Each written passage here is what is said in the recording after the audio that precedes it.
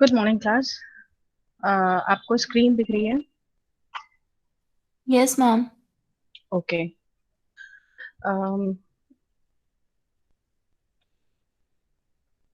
Our subject is financial management.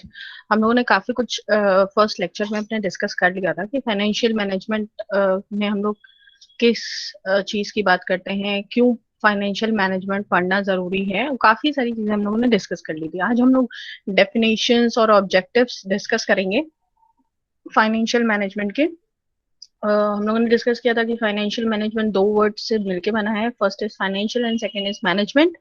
यानी हम financial management में फाइनेंस का मैनेजमेंट करते हैं, यानी मनी रिलेटेड जितने भी टर्म्स होते हैं, जितनी भी एक्टिविटीज होती हैं, उनको हम लोग मैनेज करते हैं। और मैनेजमेंट में हम लोग जो मैनेजमेंट के फंक्शंस होते हैं उनमें पूरी तरीके से फाइनेंस का को ऐड कर लेते हैं। जैसे मैनेजमेंट के बेसिक फंक्शंस होते हैं प्लानिंग, ऑर्गेनाइजिंग, डायरेक्टिंग, कंट्रोलिंग, और भी होते हैं, डिपेंड करता है ऑर्गेनाइजेशन पे। तो अभी हम लोग अगर इन चार स्टेप्स की ही बात करें तो सबसे पहले हम लोग करते हैं फाइनेंस की प्लानिंग, फिर उसको ऑर्गेनाइज करते हैं। ठीक है, डायरेक्शंस देते हैं कहाँ कितना इन्वेस्टमेंट्स होने हैं और ये सारी चीजें। और लास्ट में है कंट्रोल, ताकि हमारी वेस्टेजेस ना हो पाए। तो ये सारी चीजें हम लोग पढ़ेंगे फाइनेंशियल मैनेजमेंट में। अब हम लोग यहाँ बात कर लेते हैं। Financial management is generally defined as those activities that create or preserve the economic value of the assets. क्योंकि हम लोग फाइनेंस की बात कर रहे हैं तो इकोनॉमिक वैल्यू की बात कर रहे हैं, और यहाँ पे बात हो रही है क्रिएशन और प्रिजर्वेशन की। यानी हम लोग क्रिएट करते हैं, यानी नए नए एरियाज एक्सप्लोर करते हैं कि हमें कहाँ से फाइनेंस अवेलेबल हो पाएगा हमारी जो कंपनी है या हमारी ब्रांच है, या हम किसी भी एक्टिविटी के लिए। या सिंपल सी बात है, अगर हमारे में फंक्शन होते हैं तो भी हम लोग सबसे पहले ये सोचते हैं भाई बजट कितना है, और वो बजट हमें कहाँ से रिसीव हो जाएगा। ठीक है, या तो हम पेरेंट्स से ले लेंगे, या हम अपने पास पहले से हमने कुछ बचा के रखा हुआ है, या हमारी जो पॉकेट मनी है उससे। तो सबसे पहले होता है उसका क्रिएशन। हम कहाँ से वो फंड रेज करेंगे और किस तरीके से हम एलोकेट करेंगे और बचा कर कैसे रखेंगे। क्योंकि अगर मान लीजिए हमारे पास 100 रुपीज है तो हम पूरे के पूरे उसे इन्वेस्ट नहीं करेंगे। हम हमेशा कोशिश करेंगे कि वो मैक्सिमम जो हमें आउटपुट चाहिए वो मिनिमम जितने अमाउंट में आ पा रहा है हम उसकी कोशिश करते हैं। ठीक है, बस यही सारी चीजें हम बिजनेस और एक इंडिविजुअल की लाइफ से जोड़ के देखते हैं। तो यहाँ पर अगर हम फाइनेंस को मैनेज करेंगे, चाहे वो एक इंडिविजुअल की लाइफ में हो, चाहे छोटे बिजनेस में हो, या बड़ी बड़ी कंपनीज हो, सब फाइनेंस का मैनेजमेंट करते हैं। ठीक। Financial management comes down to making sound financial decision. अब फाइनेंशियल मैनेजमेंट आता कहाँ से है? जब हम अच्छे और बहुत प्लान करके फाइनेंशियल डिसीजंस को लेते हैं, तब हम फाइनेंशियल मैनेजमेंट को बेटर तरीके से परफॉर्म करा पाते हैं। और हर कंपनी में जैसे मार्केटिंग मैनेजर होते हैं, इस तरीके से फाइनेंशियल मैनेजर भी होते हैं, या फाइनेंशियल एनालिस्ट बोला जाता है उन्हें, जो ऐसे कोई भी फाइनेंशियल डिसीजंस को लेने के लिए मैनेजमेंट को सपोर्ट करते हैं। क्योंकि अल्टीमेटली जितने भी ये मिडिल मैनेजमेंट के लोग होते हैं, ये क्या करते हैं? मैनेज करते हैं, लेकिन डिसीजन लेने की पावर तो टॉप मैनेजमेंट को ही होती है। तो एक तरीके से ये उनका थिंक टैंक होते हैं, उनको डिसीजंस लेने में सपोर्ट करते हैं। नेक्स्ट आते हैं, अब हम लोग डेफिनेशंस की बात करते हैं। The term financial management has been defined by Solomon. ठीक है, सोलोमन, मिस्टर सोलोमन ने हमें फाइनेंशियल मैनेजमेंट के बारे में बताया है। उन्होंने बताया है, it is concern with the efficient use of an important economic resource। ठीक है, इन्होंने बात करी है कि हम efficiently यूज करें किसे? जो हमारे इकोनॉमिक रिसोर्स हैं, जो भी हमारे पास, जहां से हमारे पास पैसा आ रहा है। जैसे हम लोग शेयर से, डिबेंचर से, एक कंपनी कहाँ से पैसा ला, लोन। ठीक। या पहले से आपने कुछ अपना पिछला प्रॉफिट में का कुछ पार्ट बचा के रखा हुआ है। तो जो भी हमारे पास हमारे इकोनॉमिक सोर्सेज हैं, उनको हम इतनी बेटर तरीके से यूज करें कि वो हमारे पास बचे भी रह जाएं, और जितना हमें नीडेड है उसके लिए वो फ्रूटफुल तरीके से हमें सारी चीजें मिल भी जाए और हमारा काम भी हो जाए। जैसे हम लोग एग्जाम्पल ले सकते हैं, जैसे अभी जब अभी हम लोग करंट टाइम में देख रहे हैं तो टीवी के बहुत सारे ब्रांड आ गए हैं, ठीक है, सैमसंग के हैं, और अब क्योंकि स्मार्ट टीवी आ गया है तो हम लोग बहुत सारे देख रहे हैं। होता क्या है कि पहले हम लोग सुनते थे कम कुछ ब्रांड्स थे, जैसे उसमें से एक एग्जांपल हम दे रहे हैं, एक था वीडियोकॉन। ठीक, हुआ क्या था कि वीडियोकॉन, अभी हम लोग वीडियोकॉन का बिल्कुल नाम नहीं सुन रहे हैं, तो उनके साथ ऐसा क्या हुआ कि अब उनकी टीवी नहीं दिख रहे हैं। उन्होंने एक गलत डिसीजन ले लिया। उन्होंने अपना बहुत सारा पैसा, उन्होंने सोचा कि भाई अभी टीवी इंडस्ट्री बूम पे है और हमारा जो ब्रांड है वो बहुत बेटर तरीके से परफॉर्म कर रहा है, तो उन्होंने क्या किया, उन्होंने एक बहुत ही बड़ा अपना मैन्युफैक्चरिंग यूनिट खोल दिया। यानी उन्होंने अपना बहुत सारा पैसा अपने उस मैन्युफैक्चरिंग यूनिट में इन्वेस्ट कर दिया। अब हुआ क्या कि कुछ इधर के, जैसे हम लोग देख रहे हैं ना, 4-5 सालों में या 10 सालों में टेक्नोलॉजी बहुत जल्दी जल्दी चेंज हो रही है, तो वही उनके साथ हुआ। टेक्नोलॉजी चेंज हो गई। पहले वो जो बड़े बड़े बहुत बड़े बड़े से टीवी स्क्रीन आते थे, है ना, जिनमें पिक्चर ट्यूब हुआ करती थी, अभी क्या हो गया है, अभी प्लाज्मा आ गए हैं, जो एलईडीज आ गई हैं, तो ये, और उसके बाद स्मार्ट टीवीज आ गए हैं। ठीक, टेक्नोलॉजी चेंज हो गई, तो उनको बहुत बड़ा नुकसान हुआ। फिर वही हुआ, उनको उनकी इस एक गलती की वजह से वो मार्केट से बाहर हो गए। तो यानी जब भी हम इन्वेस्ट करें, और अभी भी, और अभी के सिचुएशन में क्या काम चल रहा है कि उनकी इतनी बड़ी मैन्युफैक्चरिंग यूनिट है कि इसमें और भी बहुत सारे जो ब्रांड्स हैं वो अपना मैन्युफैक्चरिंग करते हैं। इतना बड़ा उन्होंने अपना यूनिट स्ट्रक्चर बना लिया था। यानी हमें बहुत सोच समझ के अपने इकोनॉमिक रिसोर्सेज को खर्च करना है, उनको एलोकेट करना है, ताकि हमें अच्छी तरीके से उसका बेनिफिट अवेलेबल होता है। ठीक है। सेकंड, एक्स सी कुचल साहब ने कहा है, अच्छा, इनकी the most popular and acceptable definition of financial management इन्होंने दी है। क्या कहते हैं, सुन लेते हैं। Financial management deals with procurement of funds and their effective use. इन्होंने दो बातों की बात करी। ठीक है, इन्होंने बोला कि फाइनेंशियल मैनेजमेंट क्या करता है, प्रोक्योरमेंट ऑफ फंड्स। प्रोक्योरमेंट्स में होता है कि इकट्ठा करना, कहीं से एक्वायर करना। तो किसका रिक्वायरमेंट बोला इन्होंने, फंड्स का। यानी आपकी पूरी कोशिश क्या क्या रहेगी कि आप अपने फंड्स करेक्ट सही जगह से इकट्ठा करो। जैसे कई बार होता है ना, हमें बहुत नीड होती है पैसों की, और हमने क्या किया, हमने बैंक से लोन लेकर ना लेकर हमने किसी ऐसे ही किसी पर्सन से लोन ले लिया, और बिना लीगल पैरामीटर्स को देखे हुए, और बिना किसी मतलब होता है ना गारंटर के, और ऐसे हमने ले लिया। तो हमें ये बहुत ध्यान रखना है कि हम अपने फंड सही जगह से रेज करें, क्योंकि एंड अल्टीमेटली हमें वो फंड्स क्या करने हैं, रिफंड भी तो करने हैं, वापस भी करने हैं, फिर तो हम ही को प्रॉब्लम होगी। और दूसरी बात इन्होंने बोली है, देयर इफेक्टिव यूज। फंड तो इकट्ठा कर लिए, मान लीजिए हमारे पास खूब फंड इकट्ठा हो गया। कई बार होता है ना, बहुत जिनके पास पैसा बहुत होता है, उनको सही तरीके से अगर वो इन्वेस्ट नहीं कर पाते हैं तो वो लॉस में हो जाते हैं। तो यानी अगर आपके पास, मान लीजिए किसी के पास 100 रुपीज है और किसी के पास 1000 रुपीज है, तो 100 रुपीज वाले ने उसको 10-10 रुपीज करके 10 ऐसी जगह इन्वेस्ट किया जहां से उसको रिफंड आने ही आने थे। 2-3 जगह से नहीं आए तब भी उनके हो गए 120। 100 रुपीज से उनको 20 रुपीज एक्सेस मिल गया। लेकिन जिन्होंने 1000 रुपीज लगाए थे, उन्होंने दो जगह ऐसी जगह लगा दिया, दोनों जगह उनके पैसे डूब गए। तो हमें ये भी देखना है कि हमें उन फंड से, क्योंकि पूरा रिफंड भी चाहिए, तो वो हम सही जगह इन्वेस्ट करें, उसका यूज सही जगह हो, गलत जगह ना हो जाए। ठीक है।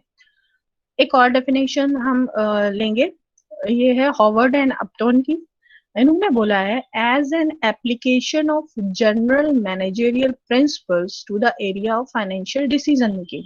इन्होंने बोला कि जो हमारे फाइनेंशियल मैनेजमेंट के जो फाइनेंशियल डिसीजंस हैं, उनको हम किन प्रिंसिपल्स के साथ मिला के यूज करेंगे, जो जनरल मैनेजरियल प्रिंसिपल्स है। और मैनेजरियल प्रिंसिपल्स हमारे क्या है, प्लानिंग, ऑर्गेनाइजिंग, डायरेक्टिंग, कंट्रोलिंग, है ना, स्टाफिंग, बजटिंग, ये सारे हमारे मैनेजरियल फंक्शंस होते हैं। तो इन्होंने बोला है कि हम मैनेजरियल फंक्शंस का यूज करेंगे, लेकिन उनका इस्तेमाल करके हम डिसीजंस कौन से लेंगे, फाइनेंशियल डिसीजंस, जो मनी से रिलेटेड होंगे, जो फाइनेंस से रिलेटेड होंगे। Clear class. नेक्स्ट स्लाइड में हम लोग आते हैं। नेक्स्ट स्लाइड की में हम लोग बात करते हैं ऑब्जेक्टिव्स की, objectives of financial management.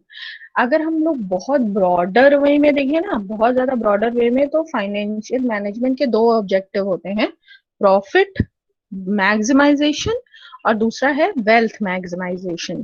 Profit तो हम सब समझते हैं। प्रॉफिट क्या होता है कि जब हम अपनी जो भी हमने प्रोडक्ट सेल आउट किया है या हमने जो भी बिजनेस किया है, उसमें हमने 100 रुपीज लगाए थे और हमें जब वापस आ रहा है, जो हमारे पास सेलिंग होकर और सब होकर जब हमारे पास वापस आ रहा है, तो हमारे पास वापस आ रहा है 150। तो वो जो 50 रुपीज है वो हमारा प्रॉफिट हो गया। वेल्थ क्या होती है? क्लास को बताना चाहेगा कि वेल्थ क्या होती है? Anyone class? आप अपना माइक अनम्यूट करके बता सकते हैं, वेल्थ से क्या समझते हैं, कुछ भी जो भी आपके जहन में आता है। मैम एक तरह से हम लोग की पूंजी या जो हम लोग ने हम्म एक तरह से हम्म इकट्ठा करके रखा हो, मनी अपने पास। As a money property. As a property. चलो प्रॉपर्टी। Good, good. ठीक है, हम लोग बात करें प्रॉफिट की। प्रॉफिट का मतलब होता है कि हमने जो बेचा और जो हमने अपना बिजनेस किया उससे हमें जो मिल रहा है एक्सेस अमाउंट, जो हमारी कॉस्ट और टैक्सेस सब निकालने के बाद मिल रहा है, वो हमारा प्रॉफिट हो गया। वेल्थ का मतलब ये होता है कि जब हमारा प्रॉफिट अर्न होने के बाद हम उस प्रॉफिट से अपनी एसेट्स बढ़ानी शुरू कर देते हैं। ठीक है, हमने एक कंपनी खोली, फिर हमने दूसरी कंपनी खोली, फिर हमने दूसरा प्रोजेक्ट बनाया, हमने एक बिल्डिंग एक्वायर करी, फिर हमने दूसरी बिल्डिंग एक्वायर करी। तो ये जो हम अपनी एसेट्स बढ़ाते जा रहे हैं ना, इस एसेट्स को बोलते हैं वेल्थ। ठीक है, तो बेसिकली अगर हम बिल्कुल डीपर उसमें जाए तो फाइनेंशियल मैनेजमेंट के दो बेसिक जो ब्रॉडर वे में बोलते हैं, पहला है प्रॉफिट मैक्सिमाइजेशन और दूसरा है वेल्थ मैक्सिमाइजेशन। ठीक है, अब इसके बहुत सारे सब पार्ट्स भी हैं। और इसके बाद एक और चीज होती है जो आजकल बहुत आजकल नहीं कहेंगे, हो गए इसको भी 5 to 10 years हो गए। हर जो भी कंपनी होती है उसका ये एक ऑब्जेक्टिव रहता है और उसको, मगर कुछ इसके ड्रॉबैक्स हैं जिसकी वजह से इसको फाइनेंशियल मैनेजमेंट के ऑब्जेक्टिव में काउंट नहीं किया जाता। लेकिन ये हर कंपनी का ऑब्जेक्टिव होता जरूर है, उसको बोलते हैं कॉस्ट मिनिमाइजेशन। क्योंकि कंपनी का ये मानना होता है कि अगर हम अपनी कॉस्ट घटा लेंगे, अगर हम अपनी किसी भी प्रोडक्ट को बनाने की जो हमारी कॉस्ट है, मान लीजिए 100 रुपीज में बन रहा था और अब हमने बहुत कोशिश करी और सब चीजें देख के हमने देखा कि वो अब 90 रुपीज में बन रहा है, तो 10 रुपीज हमारे सेव हो गए ना। तो 10 रुपीज से हमारा प्रॉफिट जो 150 हो रहा था, तो 10 रुपीज अगर और बढ़ गए तो हमारा प्रॉफिट अपने आप 60 रुपीज हो गया। तो ये, लेकिन इसका क्या है, इसके बहुत सारे ड्रॉबैक्स भी हैं। ड्रॉबैक्स ऐसे है क्योंकि हम क्वालिटी से कॉम्प्रोमाइज कर लेते हैं।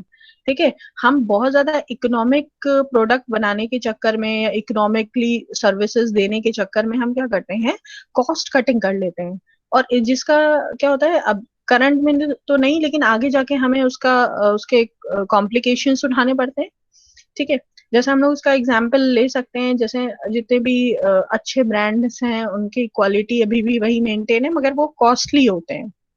तो इसलिए इसको फाइनेंशियल मैनेजमेंट में इसको जगह नहीं दी गई है। फाइनेंशियल मैनेजमेंट में यही बोला जाता है कि हमारे दो मेजर ऑब्जेक्टिव्स हैं, प्रॉफिट मैक्सिमाइजेशन और वेल्थ मैक्सिमाइजेशन। ठीक है, अब हम लोगों ने दो ब्रॉडर वे में देख लिए दोनों क्या होते हैं। अब हम लोग आगे चलते हैं और बात करते हैं कि और थोड़े डीपर और कौन से ऑब्जेक्टिव्स हैं। तो इसमें कुछ 1 2 3 4 5 ये 5 पार्ट किए गए हैं। पहला जो फाइनेंशियल मैनेजमेंट का ऑब्जेक्टिव है, पहला होता है लिक्विडिटी। लिक्विडिटी का मतलब होता है कि आपकी कंपनी में जो भी कैश इन्वॉल्व है, क्योंकि हमेशा जब भी हम रॉ मटेरियल खरीदते हैं, ठीक है, हमें तुरंत तो हमारा प्रोडक्ट बिकता नहीं है, बहुत प्रोसेसेस होते हैं। लाइक एग्जांपल हम लोग लेते हैं हमारी सोप बनाने वाली फैक्ट्री। ठीक है, हमारी कंपनी में सोप बनता है, अलग अलग कैटेगरीज के सोप बनते हैं। तो हमने रॉ मटेरियल खरीदा, ठीक है, सेंट्स खरीदे और सारी तरह के जितने भी उसके केमिकल्स और सब चीजें थी। तो अब क्या होगा, जब सोप बनेगा तो उसकी प्रोसेसिंग है, यानी पहला क्या है, रॉ मटेरियल आपने एक्वायर किया, रॉ मटेरियल के बाद मिक्सिंग हो रही है उसकी, फिर उसमें फ्रेग्रेंस ऐड हो रहे हैं, फिर उसके बाद उसकी मोल्डिंग हो रही है, उसको एक डिजाइन दिया जा रहा है, ठीक है। उसके बाद उसको मोल्डिंग के बाद उसको फ्रीज किया जाता है कि भाई वो अपने शेप में रहे। फिर उसके बाद उसको देखा जाता है, पैकेजिंग करी जाती है, लेबलिंग करी जाती है। तो ये 4 से 5 हमारे प्रोसेसेस हो गए। अब होता क्या है, ये जो जितने प्रोसेसेस हो रहे होते हैं ये एक दिन में तो होते नहीं है, टाइम लगता है। एक एक स्लॉट बनने में टाइम लगता है। मान लीजिए आपके 1 लाख सोप बनने थे, तो 1 लाख सोप बनने में आप मान लीजिए कि आपको लग रहे हैं 1 वीक, ठीक। तो यानी ये जो 1 वीक है, इस 1 वीक में आपका पैसा ब्लॉक रहेगा, क्योंकि आपने रॉ मटेरियल खरीदा और आप लगातार आपने 1 वीक के लिए रॉ मटेरियल खरीदा, फिर नेक्स्ट बैच के लिए हम 1 वीक से पहले हम दोबारा रॉ मटेरियल खरीद रहे हैं। तो होता क्या है कि ये जो 1 वीक है, इस 1 वीक के लिए हमें लिक्विड चाहिए, कैश चाहिए, मनी चाहिए, ताकि हमारा जो काम है वो कहीं बीच में रुके नहीं। क्योंकि जब प्रोडक्ट बिकेगा, बिकने के बाद हमारे पास पैसा आएगा, फिर हम रॉ मटेरियल अगर खरीदेंगे तो क्या हो जाएगा, बहुत प्रॉब्लम हो जाएगी हमें, तो हमारा काम रुक जाएगा। तो इसी को बोलते हैं लिक्विडिटी, यानी फाइनेंशियल मैनेजमेंट का किसी भी ऑर्गेनाइजेशन के लिए ये मेजर ऑब्जेक्टिव है कि उस कंपनी की लिक्विडिटी बनी रहे, ठीक है। जैसे कई बार होता है ना कि मान लीजिए आजकल ऑनलाइन ट्रांजैक्शन का टाइम चल रहा है, और हमने कोई हमसे बोला कि यार 50 रुपीज दे देना, और हमने कहा कि नहीं भाई हमारे पास लिक्विड कैश नहीं है, आप हमें पेटीएम, फोन पे और कार्ड स्वैप करके हम आपको दे सकते हैं। तो यहाँ पे उसी लिक्विड कैश की बात कर रही हो, जिसको आपको तुरंत आप उसको सामान परचेज कर सको। तो देख लेते हैं इन्होंने क्या लिखा है। लिक्विडिटी में क्या है, deciding what amount of liquid resources will be needed at any particular time and deciding what form the liquid resources should be। अब क्योंकि हम लोग फाइनेंशियल टर्म की बात कर रहे हैं, तो फाइनेंशियल टर्म में हम लोग बोलते हैं लिक्विड या करंट रिसोर्सेज वो रिसोर्सेज होते हैं जो with in a year cash में कन्वर्ट हो सके, ठीक है। पर डे के हिसाब से नहीं देखते हैं, हम ये भी देखते हैं जिसको हम बोलते हैं cash in hand, cash in bank, bills receivable, यानी हमें बिल्स जो भी हमारे इनवॉइसेज हैं वो रिसीव होने वाले हैं, जो विद इन अ ईयर हमारे जितने भी इकोनॉमिक रिसोर्सेज हमें रिसीव हो सकते हैं उनको हम लोग बोलते हैं लिक्विड रिसोर्सेज। तो यहाँ पर वही बोला जा रहा है, व्हाट अमाउंट, यानी कितने होने चाहिए, क्वांटिटी कितनी होनी चाहिए, कितने की नीड है हमें। और दूसरा दिया हुआ है डिसाइडिंग व्हाट फॉर्म, तो फॉर्म का मतलब वही है cash in hand, cash in bank, bills receivable, ये सारी चीजों की बात यहाँ पे करी जा रही है। तो ये सब भी हमारी बैलेंस शीट के पार्ट होते हैं और ये हमारे लिए बहुत इंपॉर्टेंट होते हैं। फिर हम लोग आगे बढ़ते हैं, आगे दिया गया है प्रॉफिटेबिलिटी, ठीक है। हर ऑर्गेनाइजेशन अपने प्रॉफिट के लिए काम करती है, ठीक। तो यहाँ पर लिखा हुआ है setting an objective for a level of profitability high enough to attract new capital to the business and to reassure creators creditors and employees among other stakeholders, ठीक है। यहाँ पे दिया गया है कि मान लीजिए आपने अपनी कंपनी खोली, ठीक है, और आपने पहले बहुत सारा पैसा लगा के अपनी कंपनी रन कराई, तो स्टार्टिंग में तो आपने अपने शेयर होल्डर्स को डिविडेंड दिए हैं और सब चीजें आपने बहुत अच्छी अच्छी करी, गिफ्ट्स दिए, डिस्काउंट दिए, लेकिन आपको उतना प्रॉफिट अर्न नहीं हुआ, तो आप नेक्स्ट ईयर क्या वैसा कर पाएंगे, नहीं कर पाएंगे। तो हमारे ऑब्जेक्टिव्स को हमको इस तरीके से सेट करना चाहिए कि हमें हर साल कुछ ना कुछ प्रॉफिट अर्न होता रहे, और जो भी हमारे स्टेक होल्डर्स हैं, अच्छा हम पहले बता देते हैं स्टेक होल्डर्स वर्ड का मतलब होता है, एक तो होता है शेयर होल्डर्स, जो जिनका पार्ट हमारी कंपनी में होता है, जिसको हम लोग बोलते हैं ना कंपनी के हिस्सेदार हो जाते हैं वो एक तरीके से। स्टेक होल्डर्स का मतलब ये होता है कि आपकी कंपनी में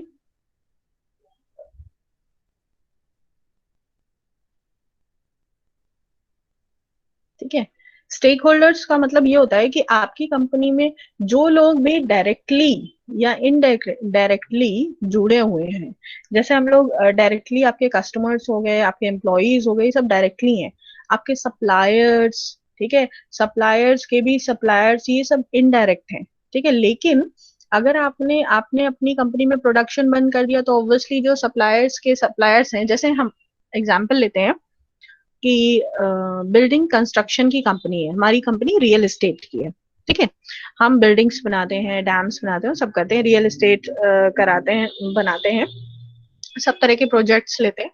अब हमारे सप्लायर्स कौन होंगे? जो हमें सरिया, ब्रिक्स है और सीमेंट है, ठीक है, जित सैंड है, या इस तरह की जो भी चीजें हमें प्रोवाइड करा रहे हैं, वो सारे हमारे सप्लायर्स हो गए। अब उन सप्लायर्स के भी सप्लायर्स होंगे जो उन्हें बिल्कुल रॉ मटेरियल देते होंगे जिससे ब्रिक्स बने। तो अगर हमारा रियल एस्टेट का बिजनेस डंप हुआ, या रियल एस्टेट हमने स्लो डाउन कर लिया या बंद कर दिया, तो हमारे सप्लायर्स के जो सप्लायर्स हैं उनको भी इफेक्ट पड़ेगा। तो यहाँ पे वही बोला जा रहा है कि एक कंपनी जिससे डायरेक्टली या इनडायरेक्टली जितने लोग जुड़े हुए हैं उनको इम्पैक्ट पड़े। क्योंकि अगर आप, यहाँ पे वही बात बोली जा रही है ना कि प्रॉफिटेबिलिटी, अगर आपकी कंपनी ने प्रॉफिट देना बंद कर दिया तो ऑब्वियसली उससे जितने लोग जुड़े होंगे, जिन लोगों ने आपकी कंपनी में पैसा लगाया होगा, जो लोग आपको प्रोडक्ट दे रहे होंगे या जो आपसे प्रोडक्ट खरीद रहे होंगे, ठीक है, उनका आपके ऊपर ट्रस्ट खत्म होता जाएगा। वो समझ जाएंगे भाई ये तो अच्छे से काम नहीं कर पाते हैं, इनको तरीका नहीं मालूम है। और धीरे धीरे आप में से जब ट्रस्ट खत्म होने लगेगा तो लोग स्विच करने लगते हैं। जैसे कई बार हम लोग भी प्रोडक्ट खरीदने जाते हैं ना मार्केट में, पापा लोग प्रोडक्ट खरीदने जाते हैं तो वो क्या देखते हैं कि यार ये प्रोडक्ट अवेलेबल नहीं हो रहा है, अच्छा ये, तो वो क्या करने लगते हैं, स्विच करने लगते हैं, दूसरे ऑप्शंस ढूंढने लगते हैं। तो अगर हम रेगुलर प्रॉफिट्स दे रहे हैं लोगों को और रेगुलर ट्रस्ट बना के रखा है हमने, तो हमारे जो क्रेडिटर्स हैं, जो हमारे एम्प्लॉयज हैं, जो हमारे सप्लायर्स हैं, जो हमारे इन्वेस्टर्स हैं, जो हमें इन्वेस्ट कर रहे हैं, जो हमारे डिबेंचर होल्डर्स हैं, जो हमारे शेयर होल्डर्स हैं, उन सबका हमारे ऊपर ट्रस्ट बना रहेगा। तो एक फाइनेंशियल जो मैनेजर होता है, फाइनेंस मैनेजर होता है, उसका एक बहुत बड़ा काम होता है कि वो भाई देखे कि हमें हर साल प्रॉफिट्स आते रहे। ओके, तो ये जितने भी ऑब्जेक्टिव्स हैं ना, ये 5, इनके अंदर भी बहुत सारी चीजें हैं, लेकिन इतना ही रखते हैं तो क्लियर हो जाएगा। फिर थर्ड आदमी हम लोग आते हैं efficiency, setting objectives to increase output from a given set of inputs so the business achieves a competitive advantage or edge in the industry। ठीक है। अब क्योंकि देखो ये लिक्विड से प्रॉफिटेबिलिटी, अगर हमारी साउंड हमारी कंपनी साउंडफुल चल रही है तो हमारी प्रॉफिटेबिलिटी बनी रहती है। और अगर अच्छी प्रॉफिटेबिलिटी बनती है तो ये माना जाता है कि हमने जो ऑब्जेक्टिव सेट किए थे, यानी हमने जैसे एग्जाम्पल हम लोग लेते हैं, हमने सोचा था कि भाई 5 साल में सनसिल्क की एग्जाम्पल लेते हैं, सनसिल्क शैम्पू वाले उन्होंने टारगेट बनाया कि अगले 5 साल में हमारी कंपनी के 10 लाख बॉटल्स बिकनी चाहिए पर ईयर। ठीक है, अगले सालों में उन्होंने बोला कि भाई अभी हमारी 80 लाख बिक रही है, तो हमने बोला कि हर ईयर हमारी 1 लाख बॉटल्स ये बिकनी चाहिए, ये हमारा टारगेट है 5 साल बाद हमने। तो उसके लिए क्या कर रहे हैं, हमें एफिशिएंट होना पड़ेगा, उसके लिए हमें क्या होना पड़ेगा, हमें अपनी मार्केटिंग स्ट्रेटेजी चेंज करनी पड़ेगी। ठीक है, जैसे बहुत सारे एग्जाम्पल्स हैं अभी हमारे बीच में जिन्होंने अपने आप को इतना एफिशिएंट कर लिया। जैसे एक टाइम पे माइक्रोमैक्स ने अपने आप को इतना एफिशिएंट कर लिया था कि नोकिया की मार्केट माइक्रोमैक्स ने ले ली थी। अभी किसने ले ली है, रियलमी ने। अभी जो होता ना कि जो कंपटीशन चल रहा है वो रियलमी के सेट्स हैं, और भी आ गए हैं, लेकिन रियलमी और सैमसंग, सैमसंग अपनी थोड़ी ब्रांड इमेज की वजह से अभी भी टॉप पर है। और सबसे टॉप पर अगर हम लोग बोलेंगे तो एप्पल, नो डाउट, क्योंकि उनकी क्वालिटी अभी भी मेंटेन है, उनका टच स्क्रीन, उनका कैमरा, अगर हम लोग ये सारी चीजें लें तो उन्होंने कहीं ना कहीं अपने ऑब्जेक्टिव्स ऐसे सेट किए हुए हैं कि उनकी जो क्लास है, जो एलीट क्लास के लोग हैं, वो उनसे मतलब उनके ब्रांड इमेज से, उनके ब्रांड से एकदम लॉयल्टी के साथ जुड़े हुए हैं, वो बिल्कुल उनसे अलग नहीं हो पा रहे हैं। तो हमें अपनी कंपनी को इतना एफिशिएंट बनाना है, इतना बेटर बनाना है कि जो हमारे कस्टमर्स हैं, जो हमारे सप्लायर्स हैं, वो बिल्कुल भी इधर उधर जा ना पाए।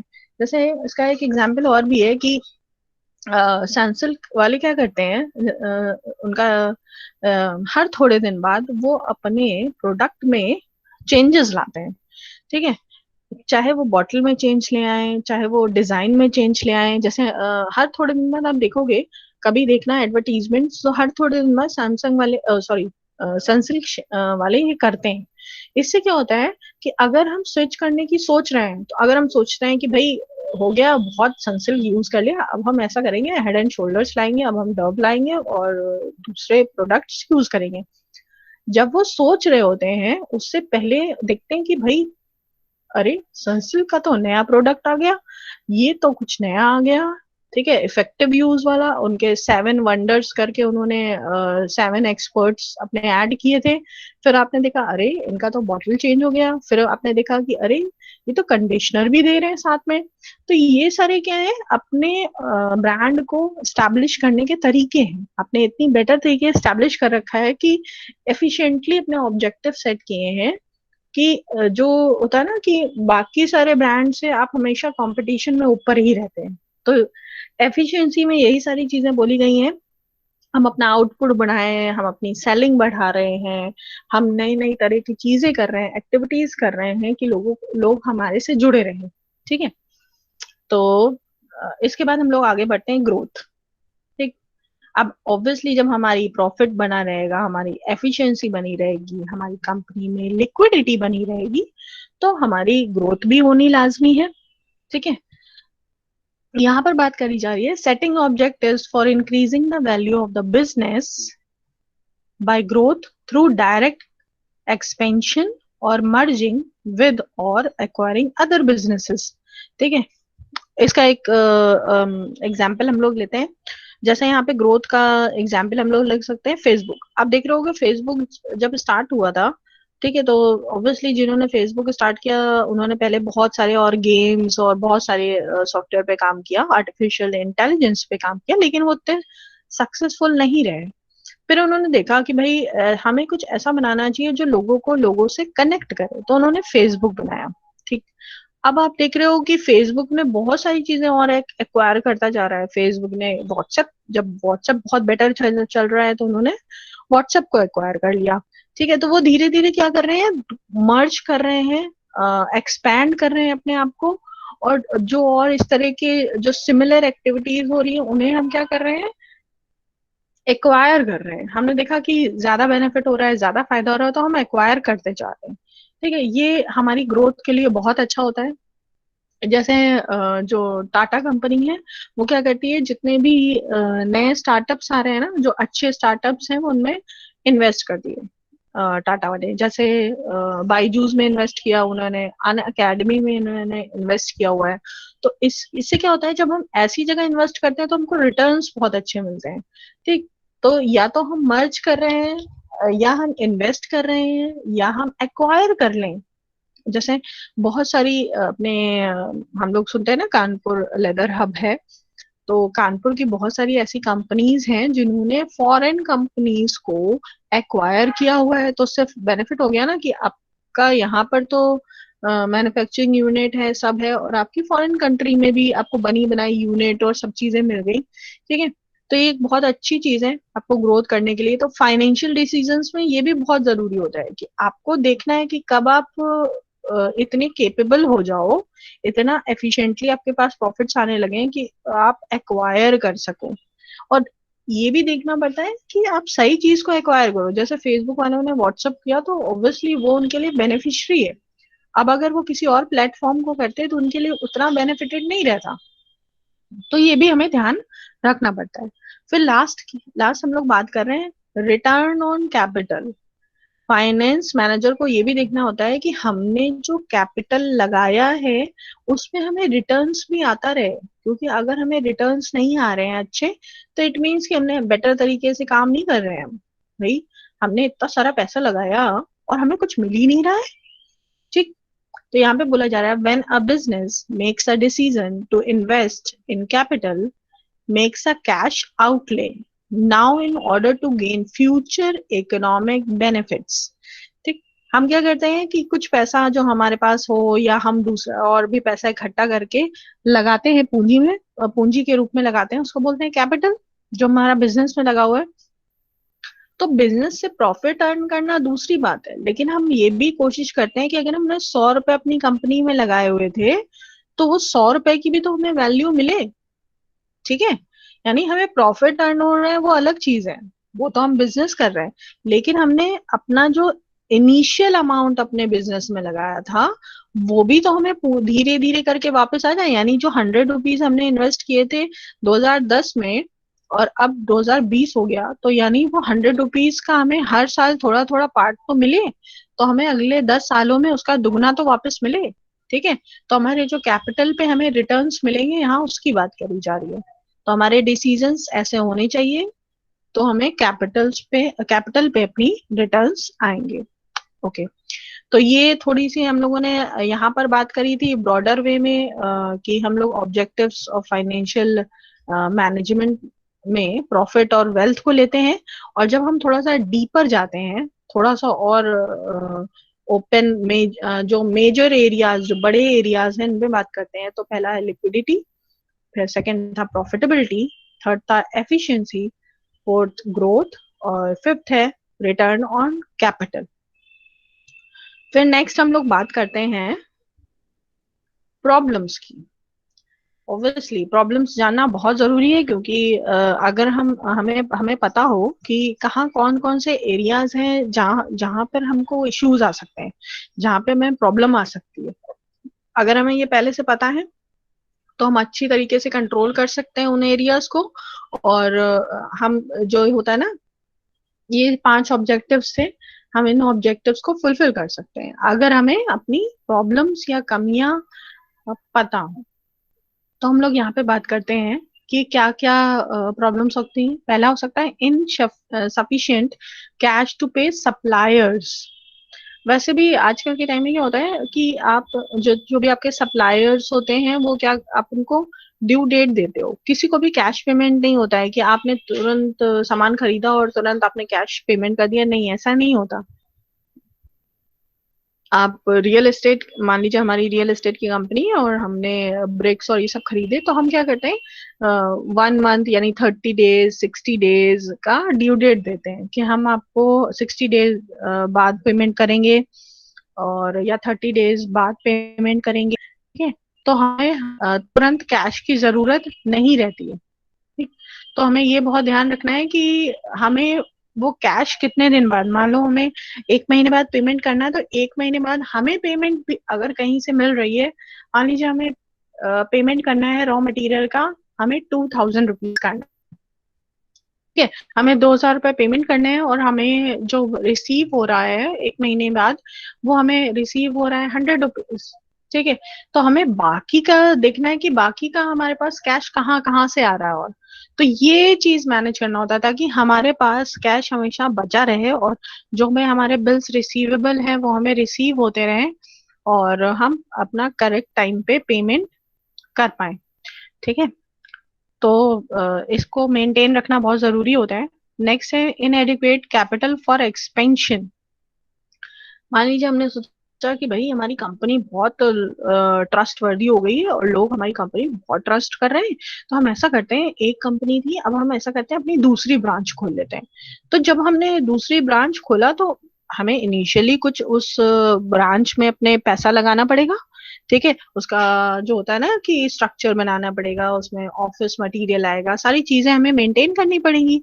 तो क्या हमारे पास उतना फंड्स है, उतनी कैपिटल है कि हमने सोच तो लिया हमें करना है, हमारे पास उतनी कैपिटल थी नहीं, और हमने क्या किया, लोन ले लिया। हमने कहा भाई हमारी लोग तो हमारे उस पर बहुत ट्रस्ट कर रहे हैं, हमें लोन उन काफी मिल जाएगा और हम लोग इस चीज को आगे बढ़ा देते हैं।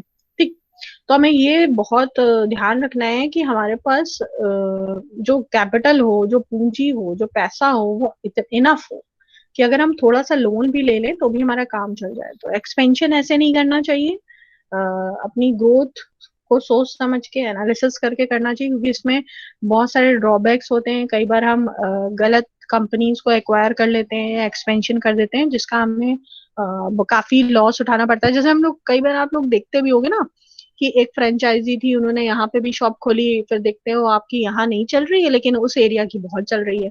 तो हमें सही फाइनेंशियल डिसीजन लेना चाहिए। नेक्स्ट है too many assets that are non productive. ये भी बहुत जरूरी है, क्योंकि जब भी हम अपना पैसा, मान लीजिए घर में ही होता है ना, घर में ही हमें जरूरत नहीं है बहुत सारे, जैसे बहुत सारे किचन इक्विपमेंट्स होते हैं बहुत सारे, ठीक है। आजकल हम लोग देख रहे हैं ना कि बहुत किचन इक्विपमेंट्स बहुत सारे हो गए हैं छोटे छोटे काम के लिए, लेकिन क्या वो सारे वर्दी होते हैं? क्या वो सारे सही काम करते हैं? इसी तरीके हमें क्या देखना होता है, कंपनी में भी देखना होता है। मान लीजिए हमने बोला भाई हमारी कंपनी में इतने सारे लोग काम करते हैं, हम हमने एक डिस्पेंसरी टाइप या हमने एक फर्स्ट एड रूम बना रखा है, तो हमने कहा कि भाई ऐसा है हम एक एम्बुलेंस भी खरीद लेते हैं। तो हम पहले ये तो देखें कि क्या हमारे लोग बहुत ज्यादा बीमार पड़ रहे हैं, क्या हमारे यहाँ बार बार ऐसी जरूरत पड़ती है कि लोगों को एम्बुलेंस पे ले जाना पड़ता है। तो हमने एम्बुलेंस भी खरीद ली, हमने बस भी खरीद ली है, ठीक है। फिर हमने देखा अरे हमारे यहाँ लोग इतने सारे काम करते हैं, ऐसा करते हैं इनके लिए घर बना देते हैं पहले, तो हमने घर भी बना डाला। तो हम ठीक है बना रहे हो, वो आपकी एसेट्स है, आपने जमीन खरीदी, सब खरीदी, आपको आपके लिए यूजफुल होगी, फर्दर आप आगे उसे यूज कर सकते हो, लेकिन क्या वो उतना वर्दी है? क्या वो उतना प्रोडक्टिव है? क्या वहां पे उतने सारे आपके एम्प्लॉयज रहने को तैयार हैं? ठीक है। तो हमें ये सारे पैरामीटर्स देखने पड़ेंगे, यानी हम अपनी एसेट्स जो भी बना रहे हैं, अगर वो प्रोडक्टिव नहीं है, अगर हमें उससे कुछ रिफंड नहीं आ रहे हैं, ठीक है, तभी हम अपनी एसेट्स को बनाएंगे। अदरवाइज हम अपनी एसेट्स को नहीं बनाएंगे, बल्कि हम वो पैसा अपना सही जगह इन्वेस्ट कर देंगे जहां से हमें रिटर्न्स मिलने लगे, वो हमारे लिए ज्यादा फायदेमंद है। फिर नेक्स्ट दिया है delay in accounts being paid. ठीक है, जैसे हम लोगों को बिल्स रिसीवेबल होते हैं, ऐसी बिल्स पेबल भी होते हैं, ठीक है। तो जो हमारे बिल्स पेबल होते हैं उन, जैसे हम पेमेंट करते हैं अपनी कंपनी में 60 डेज 30 डेज बाद, तो हमें ये भी पता होना चाहिए कि जो हमने बिल्स, जो हमें बिल्स पे कर रहे हैं, जहां से हमें रिसीव हो रहे हैं, उनके टाइम ड्यूरेशन क्या हो रहा है, क्या है, और जहां हमें पे करने हैं, ठीक है, जो बिल्स हमें पे करने हैं, जो हमें आउटस्टैंडिंग पे करनी है, उनका टाइमिंग कितना है, क्योंकि वो बहुत डिले भी नहीं करने होते हैं। जितना ज्यादा आप डिले करते जाओगे वो आपकी लायबिलिटी उतनी ज्यादा बढ़ती जाएगी, ठीक है। तो हमें इस बात का ध्यान रखना है कि हम अपने जो जितने भी हमारे चीजें हैं, वो हम करेक्ट टाइम पे उसको डिले ना करें, उसको पे करते जाएं, क्योंकि वो हमेशा पेंडिंग पड़ा रहेगा और वो एड ऑन होता जाएगा। जितना डिले करते जाओगे करंट वाले उसमें ऐड होते जाएंगे, ठीक है, तो लायबिलिटी हमारी बड़ी होती जाएगी। तो हमें ध्यान रखना है कि हमें डिले नहीं करना है, इसमें बहुत ज्यादा ड्यू डेट आए और आप पेमेंट कर दो।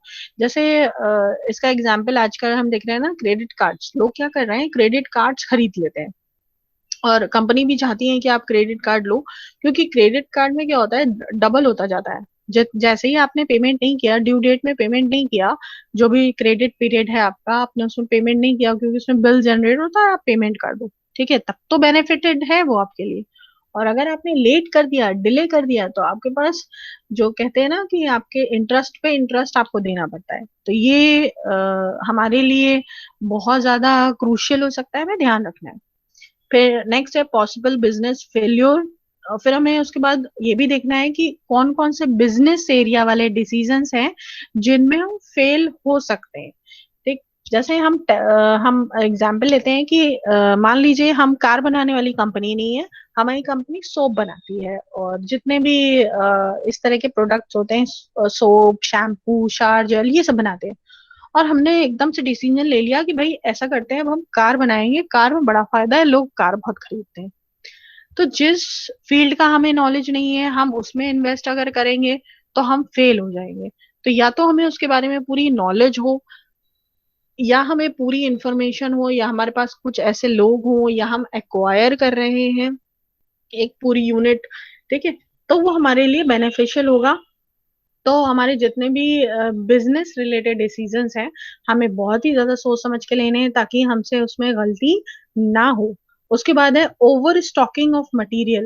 ये तो बहुत होता है, हम लोग देखते हैं ना कि मम्मी लोग जाती हैं, मम्मी देखती है अच्छा सेल हो रहा है, या हम लोग भी जाते हैं, हम देखते हैं ना सेल हो रहा है कि अच्छा सेल है, 50% डिस्काउंट, अंदर की बात नहीं देखते हैं, अप टू 50% होता है, ठीक है। हमने देखा अच्छा 50%, 100 रुपीज का 50 रुपीज में मिल रहा है। हमने कहा भाई ऐसा करते हैं, दो खरीद लेते हैं, दो जीन्स खरीद लो, खरीदने गए थे एक, और हमने दो खरीद लिया, उससे भी ज्यादा खरीद ली। फिर हमने गए, हमने देखा अच्छा फूड में गए, अच्छा चीनी, चीनी पे 20% डिस्काउंट, ऐसा करो चीनी 5 किलो ले लो, 10 किलो ले लो। तो हम ऐसे ही क्या करते हैं, ऑर्गेनाइजेशन में भी करते हैं। हमने देखा रॉ मटेरियल सस्ता हो गया है भाई, जैसे होता है ना अलग, इस टाइम पे करंट टाइम में हम देख रहे हैं ना कि फूड आइटम्स और जितने भी ग्रोसरी स्टोर हैं ये चल रहे हैं, इसके अलावा जितनी भी और चीजें हैं वो उतना ज्यादा लोग नहीं परचेज कर रहे हैं। तो हमने कहा भाई नहीं परचेज कर रहे हैं लोग, डिस्काउंट में दे रहे हैं, खूब सारा स्टॉक करके रख लिया। हमने सोचा कि जैसी मार्केट ओपन होगी, जैसी लॉकडाउन हटेगा, लोग खरीदने आएंगे कपड़े और सब चीजें। तो ये जो ओवर स्टॉकिंग होती है ना, ये हमारे लिए काफी जो कहते हैं ना, ये प्रॉब्लमेटिक हो जाती है। क्योंकि जब हम स्टॉक करते हैं तो उस स्टॉक को हमें ध्यान भी रखना पड़ता है, हमें उसके लिए स्टोरेज बनाना पड़ता है। जैसे कभी आपको कोई चीज सस्ती मिले, बाय वन गेट वन में मिले, आप ले आओ, फिर आपने देखा कि आपको उसको एक रूम टेम्परेचर पे नहीं, आपको उसको फ्रीजर में रखना है, आपको उसका ध्यान रखना है, सब चीजें यही ऑर्गेनाइजेशन में भी होता है। हमने इतना सारा केमिकल परचेज कर लिया और बाद में वो केमिकल उड़ गया, ठीक है। बहुत सारे केमिकल ऐसे होते हैं, ठीक, तो हमें उनका स्टोरेज अच्छी तरीके से करना चाहिए ताकि हमें लॉसेस ना हो। तो ये बहुत ज्यादा मतलब फायदा तो है, लेकिन जितनी आपको नीडेड हो आप उतना ही स्टॉक करो, ज्यादा से ज्यादा सस्ते के चक्कर में ज्यादा स्टॉक नहीं करना है, ठीक है। तो ये सारे हम लोगों ने problematic areas of financial management या फाइनेंशियल रिसोर्सेज से रिलेटेड, इन सब का हमें ध्यान रखना है। तो अभी हम लोग यहीं तक रखते हैं आज की क्लास में। क्लास इसमें से किसी को कुछ पूछना है? जितने भी चीजें अभी हम लोगों ने डिस्कस करी पूछ सकते हैं आप, एनीवन? मैम हाँ बेटा। वो ऑब्जेक्टिव्स जो थे उसमें लिक्विडिटी जो फर्स्ट वाला था वो एक्सप्लेन कर दीजिए एक बार, वैसे भी थक हाँ पढ़ते आज। हाँ। मैम आज पढ़ते पढ़ते थक गए, इतने दिन बाद पढ़े हम। हाँ नहीं नहीं, वो तो हम समझ सकते हैं क्योंकि फेस टू फेस जब हम लोग होते हैं ना तो हमें भी वो मिलता रहता है कि आपको समझ आ रहा है कि नहीं आ रहा है। नहीं समझ आता तो दूसरे एग्जाम्पल, अभी क्या होता है आप लोग दिखते तो हो नहीं तो पूछना ही पड़ता है। अच्छा कि आपने पूछ लिया। ठीक है, हम लोग बात कर रहे हैं लिक्विडिटी की। ठीक है, लिक्विडिटी क्या होता है? लिक्विडिटी का मतलब ये होता है कि जैसे हम लोग बात करते हैं ना विद इन अ ईयर, जब हम हमारी कोई भी चीज या हमारी कोई भी assets with in a year जब वो कैश में कन्वर्ट हो सके, जैसे बिल्स रिसीवेबल होते हैं। अगर आप लोगों ने अकाउंट्स पढ़ी हो तो उसमें आप लोगों ने एसेट साइड में आपने ये सब पढ़ा होगा ना, yes ma'am. Cash cash in hand, cash at bank, bills receivable, ये सब पढ़ा बिल्स है, पेबल। क्रेडिट। हाँ, तो इन सब में क्या होता है, इन सबको करंट एसेट्स बोलते हैं, ठीक है। Yes ma'am. तो होता क्या है, ये सारी एसेट्स क्या होती हैं, विद इन अ ईयर हमें कैश में कन्वर्ट हो जाती है। तो यानी हर कंपनी में कुछ ऐसी एसेट्स होती हैं जो लिक्विड फॉर्म में होती हैं, यानी लिक्विड फॉर्म में जो जल्दी जल्दी कैश में कन्वर्ट हो पाए। तो हमको हमारे पास होनी चाहिए ये भी, क्योंकि अगर हमारी मान लीजिए कोई प्रॉब्लम आ जाती है और आपको कैश की बहुत ज्यादा जरूरत हो एकदम से, तो हमारे पास कुछ तो ऐसा होना चाहिए ना जो जल्दी जल्दी कैश में कन्वर्ट हो पाए। हमारी बहुत सारी एसेट्स होती है जिनको हम सेल आउट करके कैश ले सकते हैं।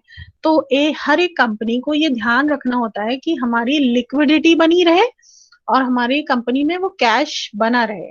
ठीक है, अगर हम सारा कैश निकाल लेंगे तो जब हमें जरूरत होगी तो हमें लोन लेना पड़ेगा, हमें उधार लेना पड़ेगा। ठीक है, तो वो हमारे लिए काफी प्रॉब्लम करेगा, इसलिए हमें ये ध्यान रखना है कि हमारी कंपनी में वो लिक्विडिटी बनी रहे। ठीक है, तो इसमें दो चीजें दी हुई है, deciding what amount of liquid.